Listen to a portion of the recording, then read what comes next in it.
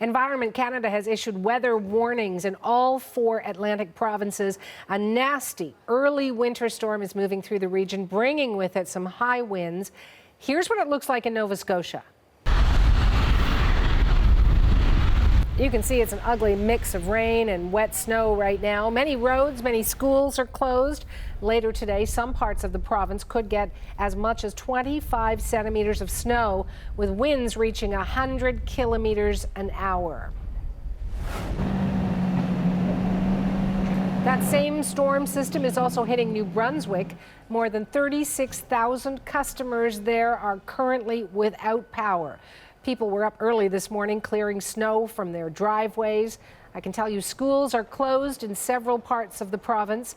Snowfall warnings are in place for eastern New Brunswick, which could get up to 15 centimeters of snow. And we've got some new pictures from Prince Edward Island. It is also a slushy, slippery mess there.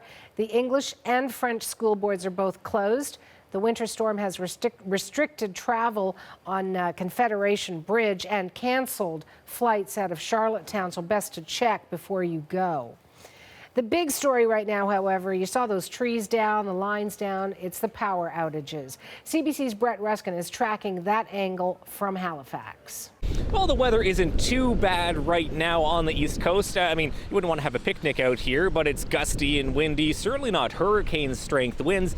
But the main story is the power outages. Right now, Nova Scotia is seeing the worst power outages that this province has seen since Hurricane Juan back in 2003. The big number that we're looking at here, the peak outage was 249,000 customers. That's of the total 500,000 customers that use Nova Scotia Power. And so half of Nova Scotia at one point didn't have electricity. You take a look at other provinces, you had 50,000 customers of the 80,000 customers on Prince Edward Island without power, and then 44,000 customers of 355 or so thousand on or in New Brunswick. So New Brunswick faring a little bit better. So you take a look, half Nova Scotia Power in the dark, 2/3 of Prince Edward Island in the dark, and about 1/8 of those customers in New Brunswick in the dark. Schools are closed here. There are malls closed. CBC Nova Scotia was on backup power in the newsroom.